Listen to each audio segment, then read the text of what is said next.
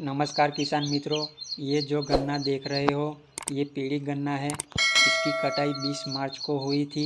यहाँ पे जो उत्पादन मिला है वो 580 कुंटल प्रति एकड़ उत्पादन आया है।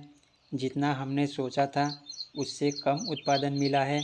इसके पीछे दो कारण थे। पहला, इस गन्ने की कटाई समय पर नहीं हुई थी और दूसरा, पिछले साल जब मई के महीने में बहुत तेज़ आंधी तूफान आया था तो गन्ना पूरी तरह से गिर गया था।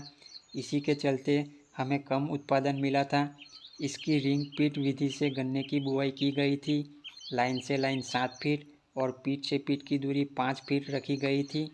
आज इस पीढ़ी गन्ने को 3.5 महीने हो चुके हैं और पीढ़ी गन्ने की हाइट 9 से 10 फुट हो चुकी है।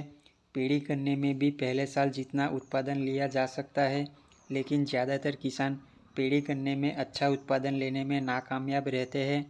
अगर हमें पीढ़ी गन्ने में अच्छा उत्पादन लेना है तो हमें क्या क्या सावधानी रखनी चाहिए।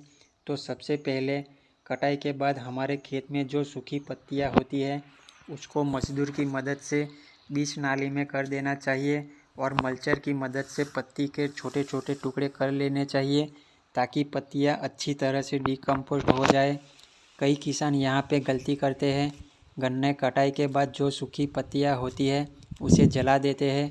जब हम पत्तियाँ जला देते हैं तो ज़मीन की ऊपरी सतह पर जो मित्र जीवाणु होते हैं वो मर जाते हैं, तो ज़मीन सख्त हो जाती है और ज़मीन की उर्वरा शक्ति नष्ट हो जाती है। अगर हम पत्ती को मल्चर की मदद से छोटे छोटे टुकड़े कर देते हैं तो वो अच्छी तरह से डिकम्पोस्ट हो जाएंगे और ज़मीन में कार्बन की मात्रा भी बढ़ेगी, तो ज़मीन की उर्वरा शक्ति बढ़ेगी। सूखी पत्तियों को जलाने से ज़्यादा डिकम्पोस्ट करने में फ़ायदा है। उसके बाद हमें ठूठ की ज़मीन की सतह से 2 इंच नीचे से कटाई करनी चाहिए और ये काम हम मजदूर की मदद से कर सकते हैं या रटून मैनेजर चलाकर कर सकते हैं। अगर हमें पीढ़ी गन्ने में पहले साल जितना उत्पादन लेना है तो ठूठ मैनेजमेंट करना बहुत ही ज़रूरी है। बिना ठूठ मैनेजमेंट के हम पीढ़ी गन्ने से अच्छा उत्पादन नहीं ले सकते। जब हम बिना ठूठ मैनेजमेंट के पीढ़ी गन्ना रखते हैं तो शुरुआत के 2 से 3 महीने गन्ने की बढ़वार बहुत अच्छी दिखती है। बाद में पीढ़ी गन्ने की बढ़वार कम हो जाती है।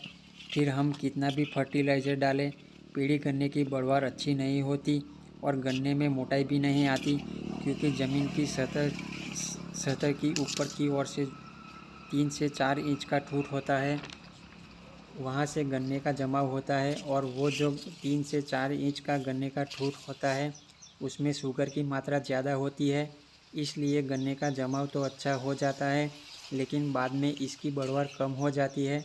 इसीलिए कृषि विज्ञान वाले कहते हैं अगर हमें गन्ने से अच्छा उत्पादन लेना है तो 8 से 10 महीने का बीज लेना चाहिए, क्योंकि 8 से 10 महीने के बीज में शुगर की मात्रा बहुत कम होती है, तो गन्ने का जमाव भी अच्छा होता है और उसकी बढ़वार भी अच्छी आएगी।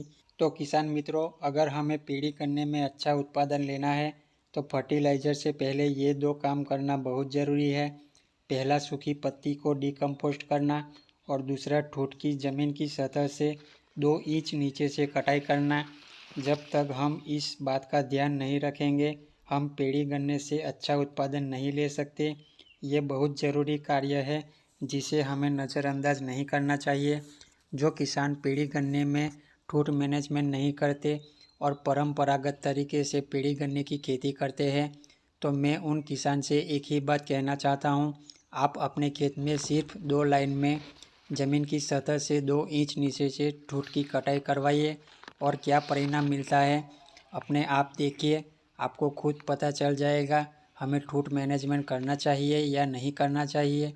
वैसे सभी किसानों को पता है ठूठ मैनेजमेंट करना चाहिए, लेकिन रटून मैनेजर ना होने के कारण या समय पर मजदूर ना मिलने के कारण हम ठूठ मैनेजमेंट नहीं करते और इसके परिणाम स्वरूप हमें खर्चा करने के बावजूद भी पीढ़ी गन्ने से अच्छा उत्पादन नहीं मिलता। तो किसान मित्रों, हमें अगर अच्छा उत्पादन लेना है तो हमें सही दिशा में मेहनत करनी पड़ेगी। सिर्फ फर्टिलाइज़र के सहारे हम अच्छा उत्पादन नहीं ले सकते। हमारे गन्ने की लागत बढ़ जाती है और उत्पादन कम आता है। तो किसान मित्रों, अगर आपको ये वीडियो अच्छी लगी हो तो चैनल को सब्सक्राइब करें ताकि इसी तरह की महत्वपूर्ण जानकारी आपको समय समय पर मिलती रहे। जय जवान जय किसान।